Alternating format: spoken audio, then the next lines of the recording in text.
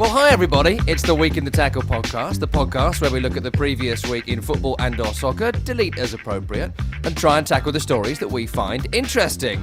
I'm the radio personality Tom Rennie. Hello. Alongside me for today's programme is MLS legend, Apple broadcaster, Sirius XMFC broadcaster, TNT broadcaster, and I imagine local fire warden, Brian Dunseth. How are you, mate? You all right? Hello. I'm doing fantastic, Rennie. I'm busy. I do have both vehicles at my property, unlike somebody here on this podcast. But yes, access to vehicles are a good thing, especially when you have to pick your kids up from school and make sure they get home. Yes, we are recording the programme an hour later than planned because my garage, who are usually very fine people in case they're listening and they've still got my car, they're usually very nice people. They didn't call me to say it was done. I tried to call them on 2 occasions. Nobody answered. I walked round to the garage, which is next to the nursery where I put my kids in, and they were shuttered up. I mean, I'm all for going home early. I think that's a noble pursuit. But A, not when you've got my car, sorry Tim, and B, on a Tuesday? Come on guys, hey? This economy's on the ground because of people like you hitting the arches on Main Road when you should be fixing my car. Right, I'm not annoyed about it. I'll walk the kids home, it's fine. It's fine.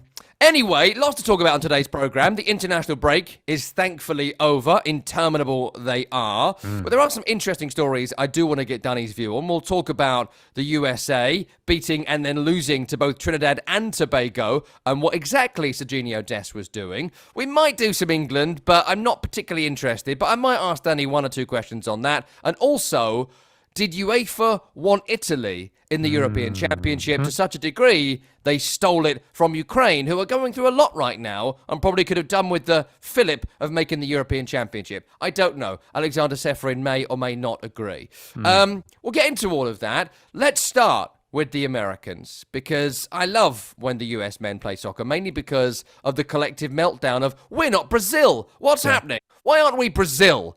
Because you're not Brazil. Give your players fancy nicknames better than Jedi, and you might be as good as Brazil. I don't know. It's a terrible nickname. Star Wars is awful, and he's an adult man. How dare you? So for those that haven't seen this, I'm sure most people listening have. It's Nations League. It's quarterfinals. Yep. The first game was an easy 3-0 victory. That was 3 late goals on Friday, Saturday, end of last week. The second leg is a kind of, it was a gimme, right? It's over, 3-0. They weren't going to turn it over, or were they? Anthony Robinson scores a great goal as crossed in by Sergino Dest, who then gets sent off for, I'll let Dunny describe this in more detail, but basically, number one, he kicks the ball away because he thought the ball was in or out down the sideline for some inexplicable reason, and then has a go at the referee post-yellow card, blows him a kiss to such a degree that both Tim Ream, Matt Turner, and several others were like, what are you doing now? Why are you doing this? They scored 2 goals, TNT. The second one shows you why Arsenal let Matt Turner go. But but United States through to the Final Four or the semi-finals or however you want to look at it. And also they qualify for Copa America 24 as well. So loads of good stuff in there. But Dunny, you're our Mr. America. You're Captain America for us, but not like the good one, more like the Falcon one. So like you're like our, was it Billy Buck? Yeah. Billy Bucky Barnes? Something Billy like Boo Boos? that. Something Yeah. like that. Close. You're our Billy Bucky Boo Boos in terms of Captain Americas. Let's start with the Dest thing. Forget the game for the minute. You don't care about the game. Yeah. What? No, I don't give a shit. Sorry, Tim, but it's wacky. This is a wacky thing. What on earth has happened here? Yeah. I don't know. I have no idea. And listen, let me put context to this. I got a red card in Olympic qualifying. I almost cost the United States a spot at the 2000 Olympics. Ball comes over the top of Steve Cherundolo. I've got the Canadian front runner striker off my shoulder. I pop the ball up over him. I keep possession. He hits me, tackles the ground, drives my face, puts a forearm into my face, and I lost it. I don't know. Red mist. I grabbed him by his legs. I stood up. I was like, oh, sorry, Tim. I let go. He fell over. He got a red card. I got a red card. And we ended up winning, and we ended up going through, and we qualified. But I actually had to go back home. I was sent back to the New England Revolution because I was suspended for the final game. And that was the qualifier to get us into the Olympics. And yeah, it sucked. It cost me like $2,000. That was my fine. It was I was concerned that not only I'd lost my place in the team, but I'd also potentially lost the captain's armband. So I put this in context because I've been there. Yeah. But I'd only been there for an action, right? It was an actionable offense versus another player. And it's almost like you can understand in the moment, like when someone gets stuck in, right? You can understand the red mist, the kind of Vinnie Jones tackle, if you will, where all of a sudden it's like, and you go through them. This one, I got to be honest with you, I've never seen anything like it. I could not believe what I saw. And for context, he's up the line. He thought there was a foul, the previous buildup.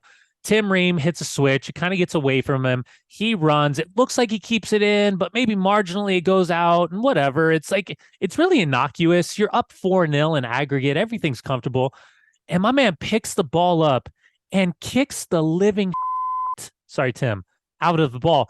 I mean, reports had it landing outside of the stadium. It was like the legitimacy of like, it was like Sunday league football. It was like indoor league. Like it's something like again, a kid who grew up in the Ajax system, a kid was bought by Barcelona, a kid who was on loan at AC Milan, the kid who plays Champions League at PSV. I got to be honest with like what are all the words, right? Petulant, immature, naive. I mean, if I had a catalog of words that I could go on and on, I probably would. But Cal State Fullerton only gave me 3 semesters. I just have never seen anything like it. And then I'll tell you what happened. It's not that kicking the ball got him the second yellow. Yeah. It got him the first yellow. And it wasn't the blowing the kisses, which ballsy after you pick up a yellow card. So odd. So odd. That was the oddest bit for me was the kisses. But you know what? That's the giant you, right? Sorry, Tim. That's what he's doing. But I'll tell you what. First time when he covers his mouth, I don't know if it's in English or Spanish, he's saying the magic words. Then he walks away, he turns, and he does it again. And then one more time, three times. So kicking the ball out of the stadium, blowing the kisses, and then the 3 times with the curse words. And to the point where even after he's red carded, he's turning and giving the business underneath his hand to Tim Ream. He's turning and giving the business underneath his hand to Matt Turner. Ream's pretty clear about what he's saying as well, isn't he? I mean, Tim Ream does not cover his mouth. He's like, what the f*** are you doing? Sorry, Tim. Not Tim Ream, but sorry, Tim Horsey. Yes. That's what all the guys, Tim Ream. Yeah, Eunice walks over. Gio looks like a stud.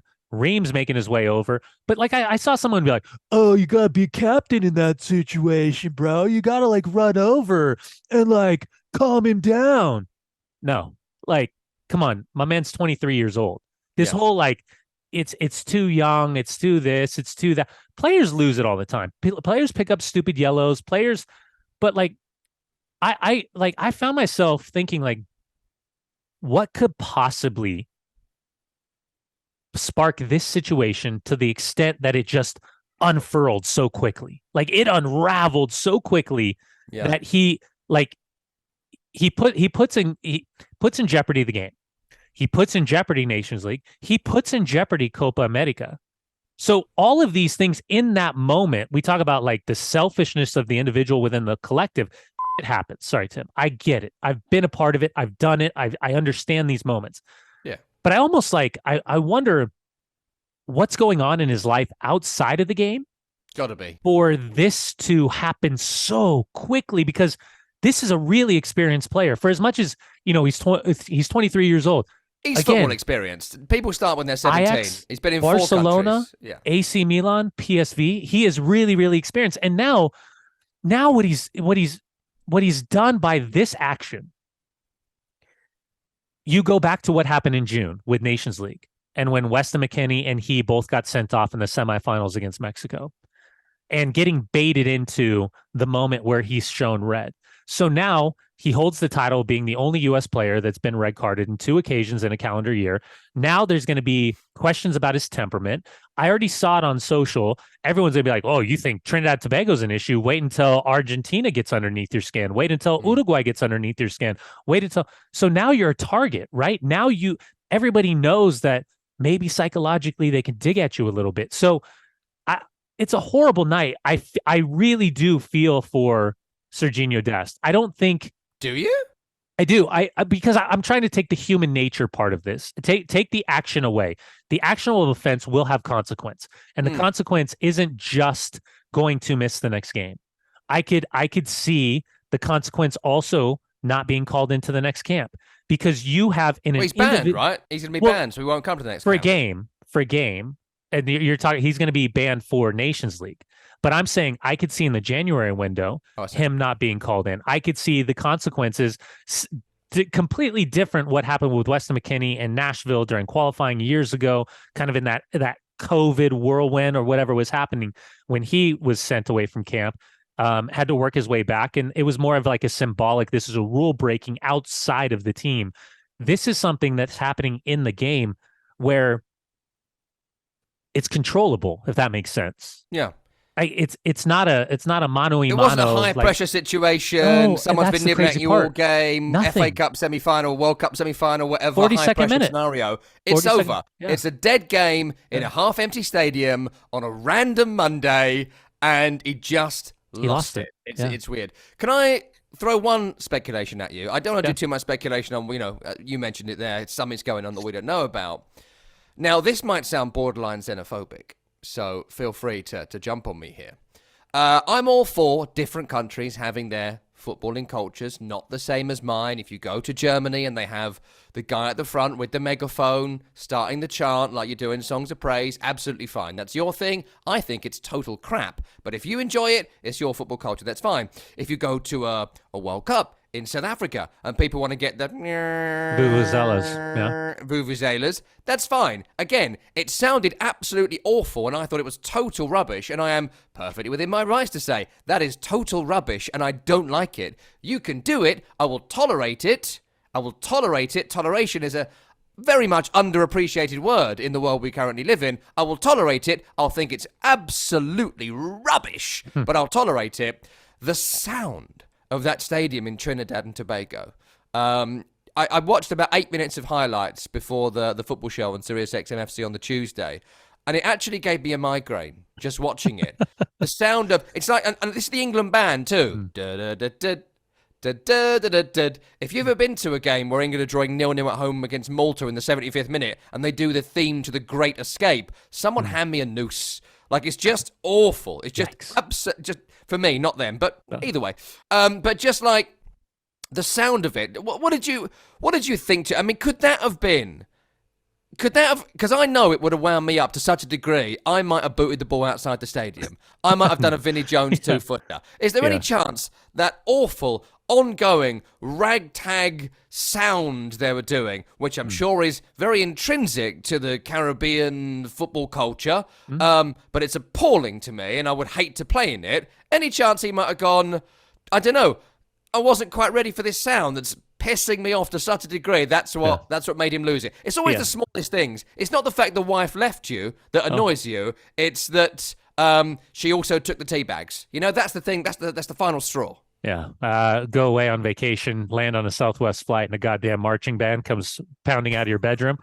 I don't think it's the sound. But listen, I was in Jamaica with the national team, and you should have seen these 12-foot speakers, and a dude rolls in with a Cadillac Escalade with spinners, and he's the DJ and the hype man, and there's like a haze of smoke, and it's not that type of smoke, but it's that type of smoke.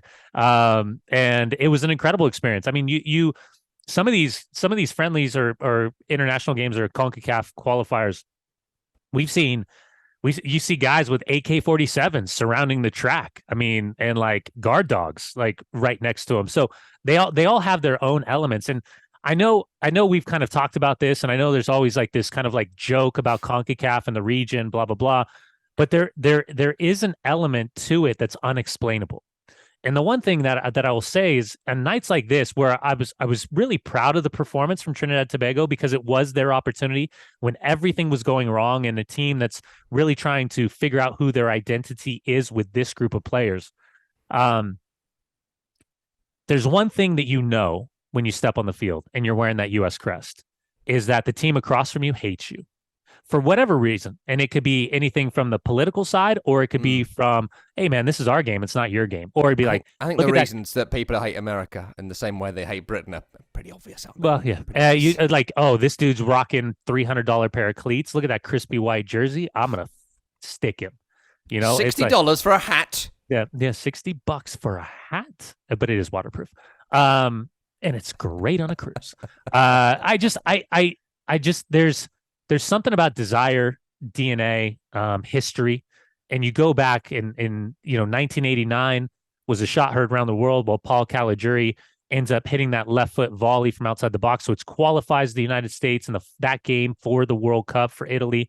We won't talk about John Doyle. We won't talk about the red card. We won't talk about how Trinidad and Tobago deserved something out of that game, similar to Ukraine. But yeah, it's and then the history of 2017. So there's always, when I try to explain CONCACAF to people that don't know CONCACAF, when we say like CONCACAF After Dark or that's so CONCACAF, there's just like that moment last night when Sergiño picks the ball up and kicks the out of the thing. Sorry, Tim, out of the stadium.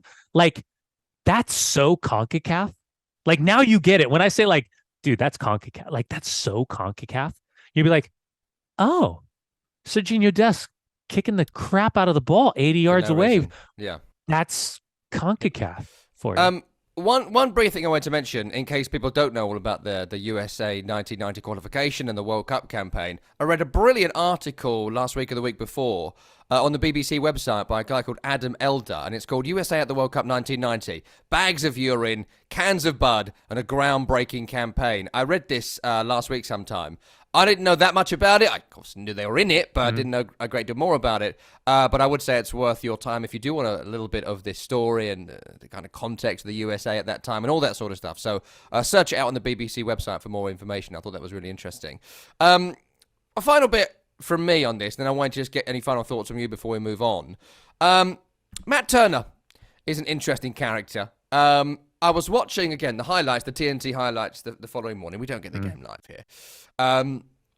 And the winning goal on the night, it's a free kick from distance, and you'll know who the TNT co-com was. I didn't know who it was. Yeah, Kyle Martino. Thank you. And he's desperately trying to, desperately is too strong, but he's kind of saying like, oh, there's like swaz on this ball, or it's spinning, or look at this knuckleball effort. It's going to move at the last second, something like that. Yeah. And then it goes to a camera behind the shot where you realize, oh, it don't do anything. It just sort of goes straight and slows down, and it goes in. That's bad goalkeeping, buddy. That's my boy Aaron Ramsdale wouldn't do that. Yeah, nor David Raya for that. For that matter. Yeah, I heard you shout me out on Football Show. I was in the car. I heard you. I heard you maliciously invoking my name alongside Rocky Ray Hudson. You're just the biggest American homer that I know. So you're my reference point for someone who's so blinded by their patriotism. They can't see that Matt Turner is a substandard goalkeeper. I would probably say Miola is more of a homer than I am. But that's just me. Slag off Miola. What am I, fucking stupid? The shit out of you. Sorry, Tim. Sorry, Tim. What about an idiot? Yeah, listen. First off, who was it? Alvin Jones hit the living crap out of that ball. Did he? He smacked that ball so well. And he hit it off the shoulder of the whoever was on the end of the wall. Listen, it wasn't great. Didn't cover himself in glory. He'll want it back. He'll know that he needed two strong hands. I think the speed of the ball is obviously what beats him and doesn't allow him to get two strong hands to it. It's got to be stronger. I do think there was movement on the ball. What I saw, and I understand what Kyle saw because Kyle was in studio. They were not in Trinidad and Tobago. They were in Atlanta. Was when you look at it from the side, the way that ball takes off, it comes up and kind of like, it doesn't get up and down. It kind of arcs, but it's coming in. And if you watch Matt's, and Tony would be better at breaking down this from a goalkeeper's perspective, but when you watch Matt's hands, he doesn't get his hands up quick enough because I think he's worried about the ball coming back into his body as he's jumping to his right-hand side. So that's me analyzing what I would see in a replay version of what in real time just happened. But I remember I was sitting with my phone at my little boy Luca's training session, and I just went like, "Oh, that's not a good one. Sorry, Tim. Yeah, that's one he's going to want back." And then, then you get a little bit of PTSD from a U.S. perspective, because then it's 57th minute. There's 33 minutes remaining. You got a 2-goal cushion, the aggregate. You're down a man. We haven't really talked about Berhalter's substitutions. He was kind of thinking about how to protect Gio a little bit. Allegedly, after when he comes out and he says, "Well, I was going to take Gio off at halftime anyways."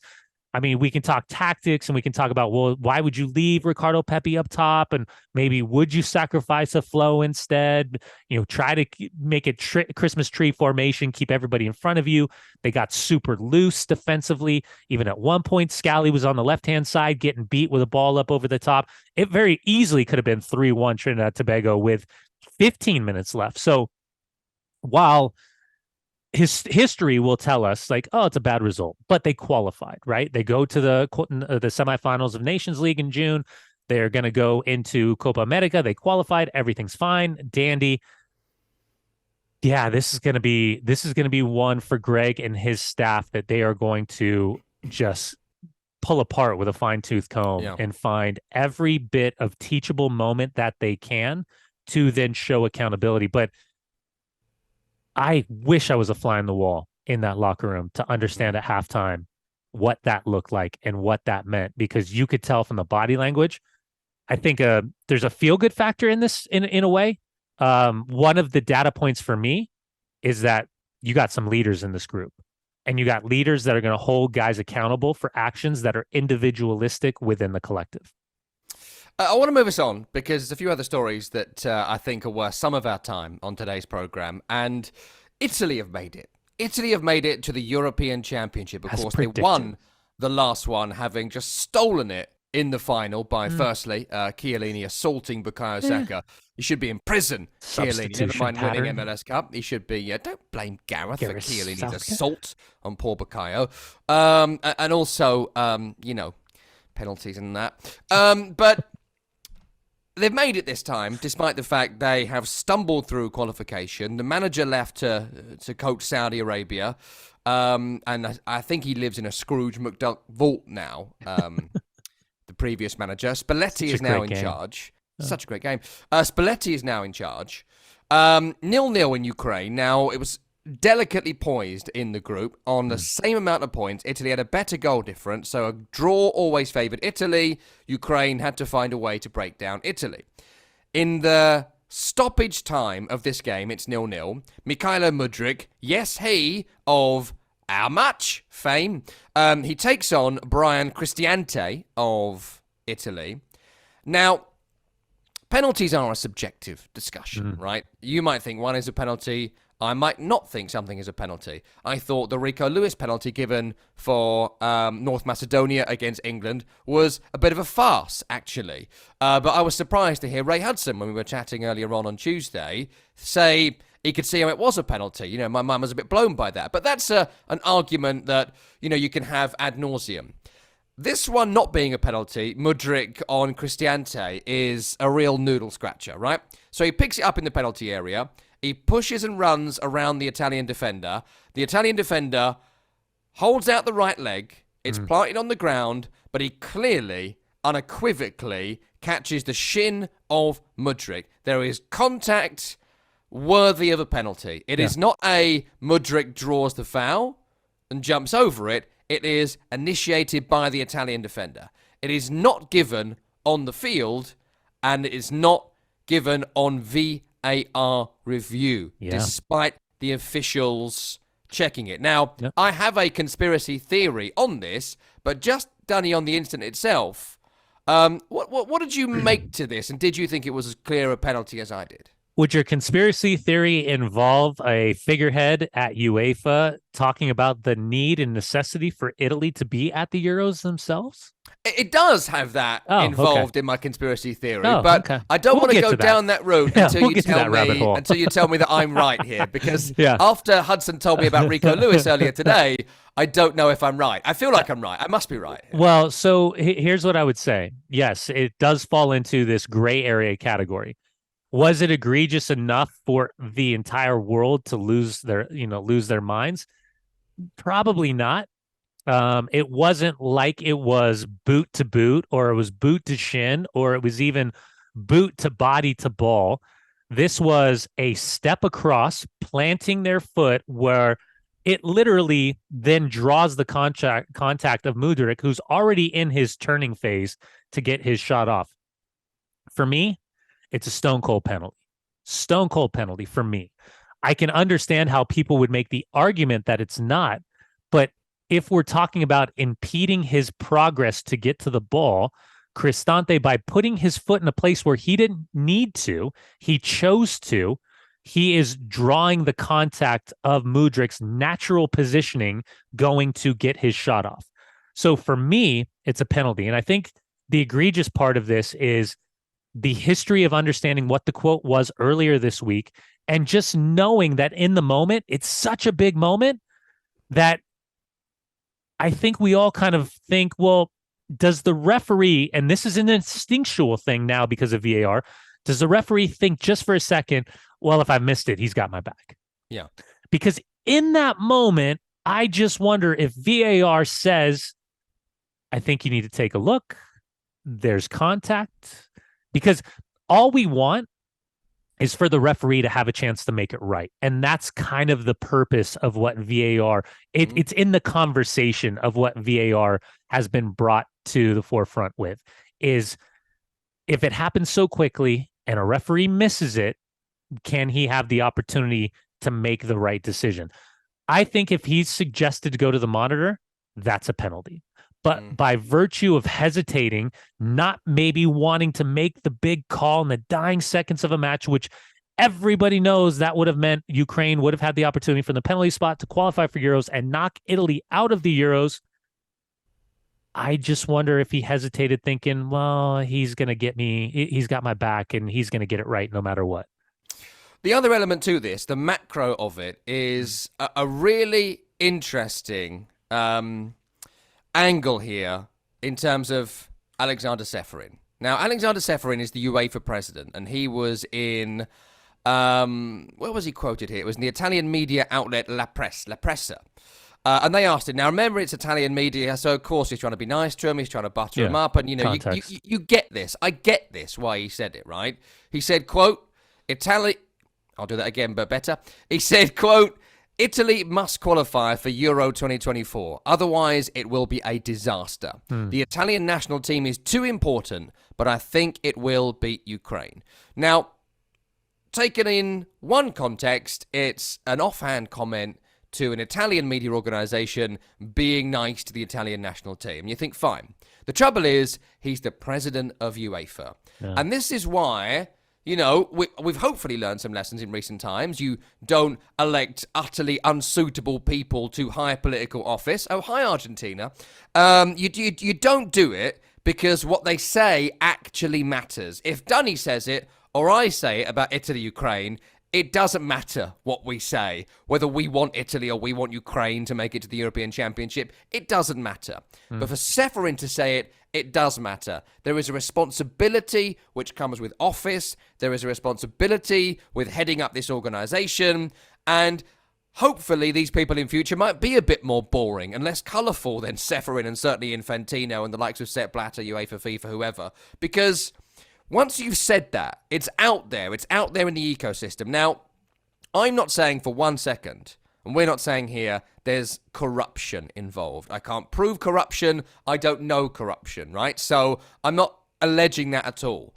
But when that comment is out there, I prefer Italy to be in the European Championship than Ukraine. That's basically what he's saying here. It's a straight shoot between these two for second spot in the group. Once that's out there, and I'm the head of UEFA, that splinters down, right? That trickles down to people. That goes to maybe a bunch of referees having lunch that afternoon before the game. Maybe that's something one of the VAR referees read in the newspaper before he went to work that evening. And maybe, subconsciously, I don't know, I hope so, if it's true, maybe they were a bit like, is that a penalty? Is it?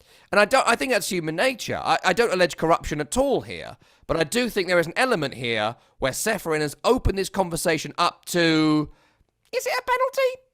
And would UEFA prefer Italy to be in the competition than Ukraine? Would they rather have Ukraine in the playoffs because there's more Ukraine games and there'd be a massive neutral following to watch Ukraine for obvious reasons? So I don't know. What he said was so careless and so thoughtless, Danny. All I kept thinking watching this incident on the Tuesday morning was you've got to be so careful when you're in a position of responsibility what you say. It's why presidents and prime ministers are supposed to have speechwriters and they agonize over words and phrases, and when they say things off the cuff or they're total Trumpian morons, you think to yourself, oh, that's probably not the right person to be in that role, right?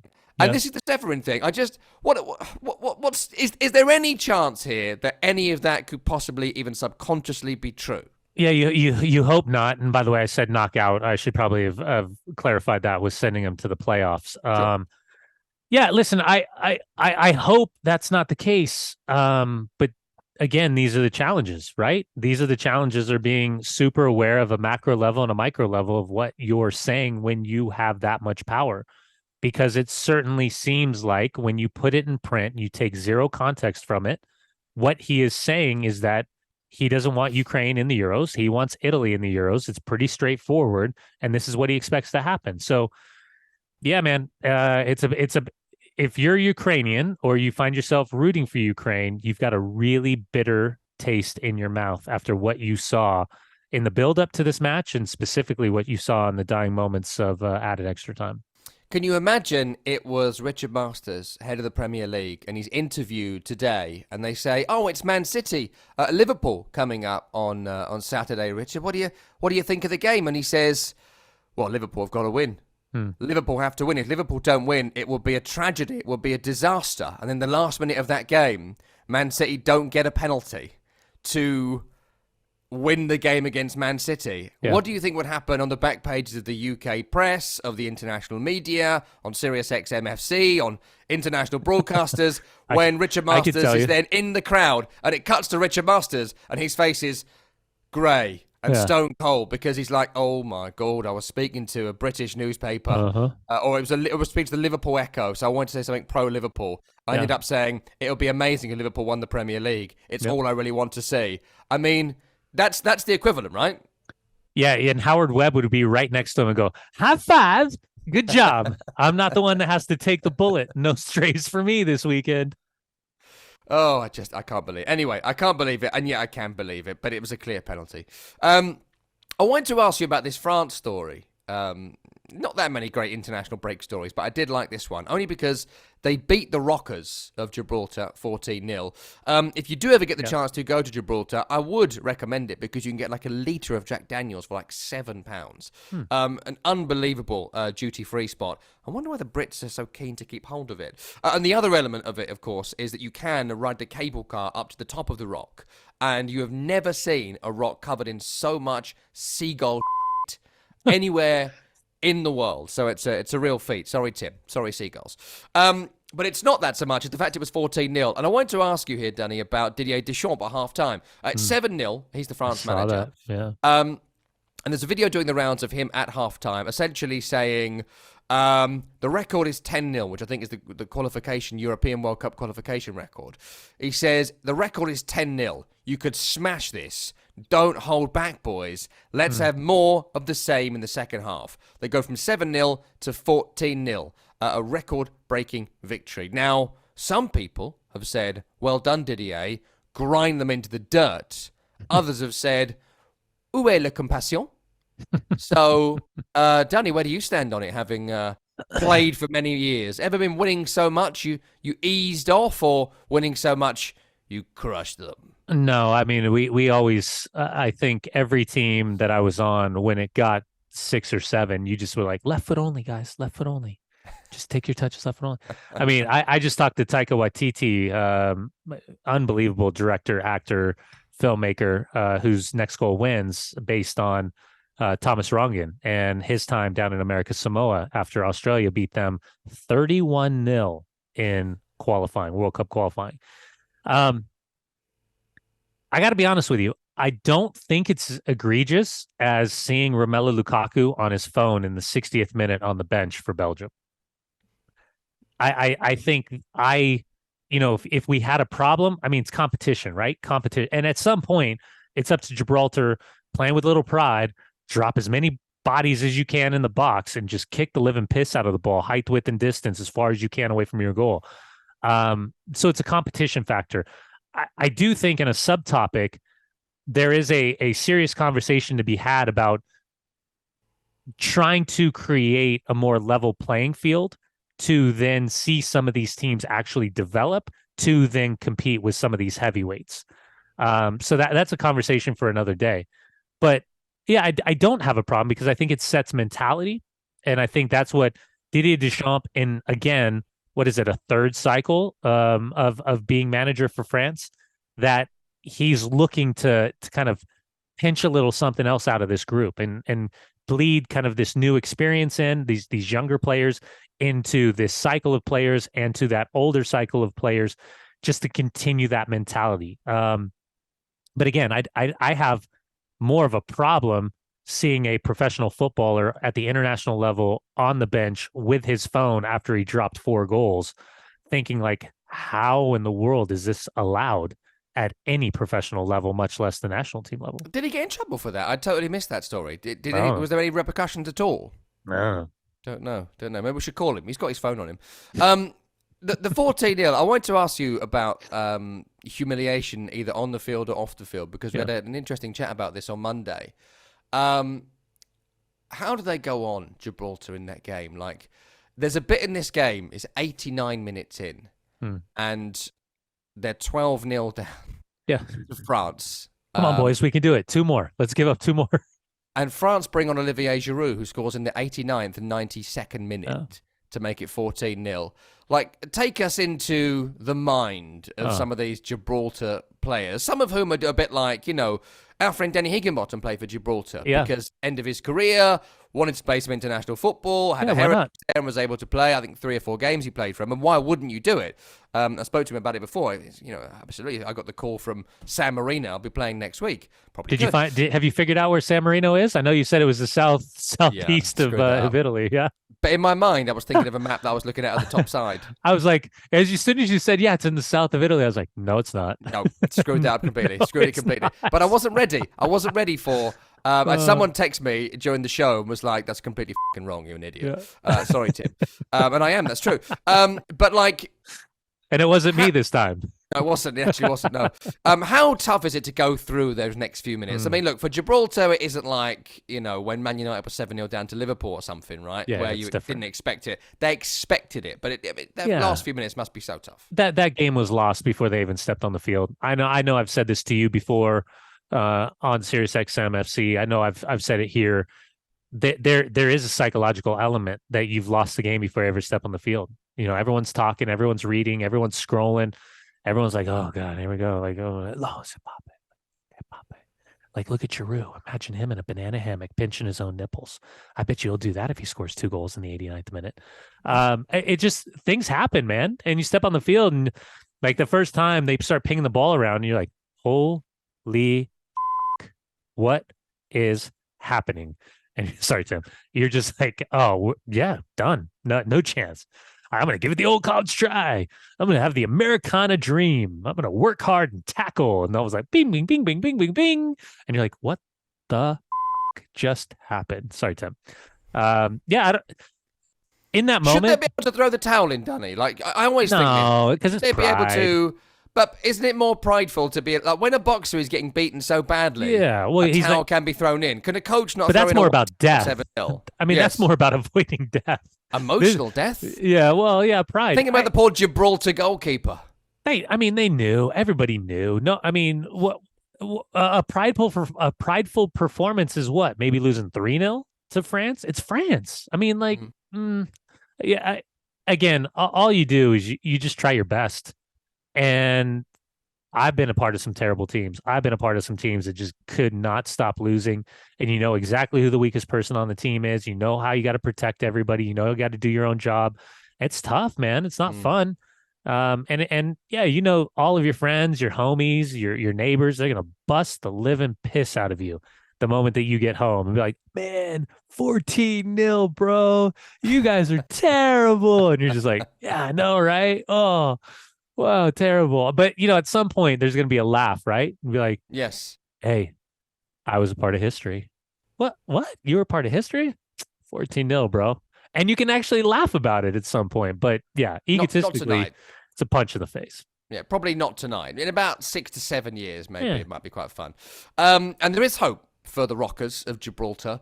San Marino scored in a third straight match. They have still never won a game of football. Did you know San Marino is kind of the north east of Italy? It's a little municipality quite near the east side, not on the south like I thought it was. I mean, I've been to Florence, which is kind of south, and I vaguely remember it being there, but, it's a tough time. Anyway, that's where it is, which I definitely know now. Apologies to that listener who was furious with me. Furious. Yeah. Never won a competitive game. They hadn't scored a goal in 2 years. Then they scored against Denmark on the 17th of October. They then scored against Kazakhstan on the 17th of November. It was the first time they scored in 2 games in a row for 18 years. They then scored in another loss, though. So there's a loss to Denmark. Finland, right? 2-1. 3-1 to Kazakhstan, then Finland. They scored against Finland. It was a 97th minute penalty. They'd lost the game 2-1, but because they'd scored again, they celebrated like wild, boozed up banshees, and God bless them for it, I say. Love it. Yeah, love it. That's, again, it's you what was the municipality of San Marino? Somewhere around 30,000 people, 35,000 people. I mean, to be able to even think about competing, I think there's something special, something beautiful.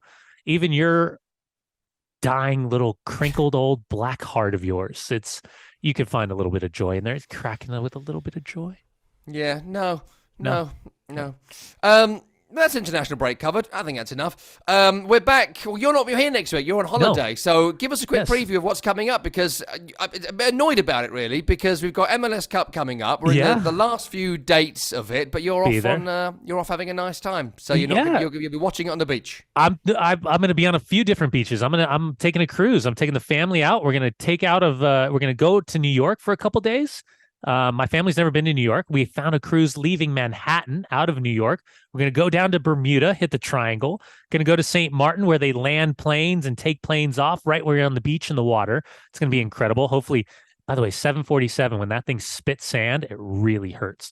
We'll hit Dominican Republic. We're going to hit Puerto Rico, go see kind of the castles on the water, iguanas the size of iguanas. And then we'll head on home. It's like a 10-day cruise, so I'm going to be having a blast. I'm going to be out of touch and have a few alcoholic beverages while I'm gone. Yeah. But you'll be back by. I mean, you're back by MLS Cup final, obviously. You're back by the conference finals. You just missed no kind of semis. When no, you back? I will be back. I think you and I will be doing Week in the Tackle on the 7th of December. So it'll be a little bit late, a couple days late, but we will be back on the 7th. That Thursday we'll release a new episode. So I'll just miss 1 Week in the Tackle, but maybe I'll send you a video or I'll send you a little message while I'm sipping an adult beverage, looking off the edge of a boat. In that 10 minutes of sobriety you're going to have. We'll have a wonderful time, mate. We'll keep on pressing on without you. I haven't got a day off now until January 12th. So, have a wonderful time on that cruise and think of me planning to... Hold on a second. Christmas you just had a family vacation where I saw, because your wife and I follow each other on Instagram. Yes. Did I see some s'mores? Did I see you partaking in some s'mores? Yes.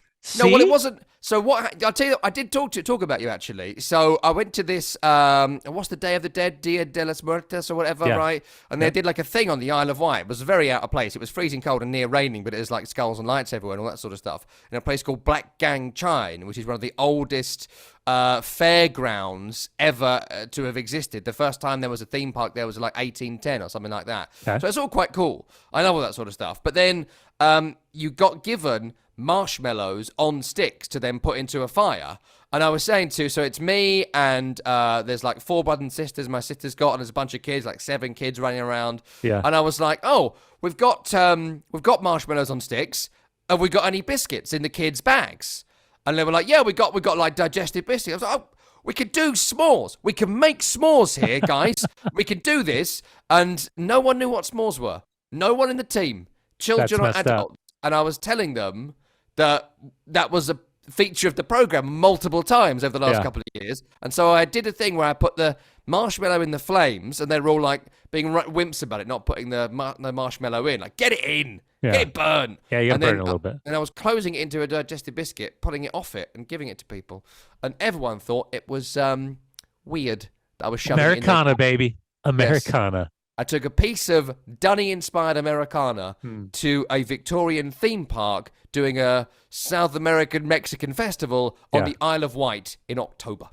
Did you remind them of eating s'mores or finding s'mores in DC during the All-Star game, the night before the All-Star game, and then running to grab me to say, they've got s'mores, and then not remembering the next day? I don't remember anything about that, though I have seen pictures of it. I do remember having an extended conversation with Ricky Puig, I assume he's his girlfriend. Yeah. And no one spoke the same language as each other, certainly. That was fun to watch. Least of all me. Dunny, we're out of time. Have a lovely holiday, mate. We'll see you in a couple of weeks' time. We'll put something out next Tuesday, like Tom Rennie and Friends. Gotta make some friends now. That's going to be annoying. This has been the Week in the Tackle podcast. That's Brian Dunny Dunseth. I'm Tom Rennie. Tim Horsey produced the program. We'll see you next time.